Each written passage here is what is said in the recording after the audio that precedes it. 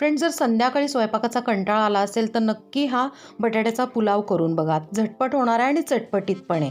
मार्केटमध्ये सध्या छोटे बटाटे मिळतात, ते 8 ते 10 घ्यायचे आणि त्याला टोचे मारायचे. जर छोटे बटाटे नाही मिळाले तर रेग्युलर बटाटे घेऊन मोठे तुकडे करून घ्यायचे. पुलाव तांदूळ घ्यायचा 1.5 बाऊल, तो स्वच्छपैकी यानं धुवून बाजूला ठेवायचा. एक पेस्ट तयार करायची. एका बाऊलमध्ये दही, बिर्याणी मसाला, लाल मिरची पावडर, आलं लसूण पेस्ट आणि पुदिन्याची पानं घेऊन पेस्ट तयार करायची.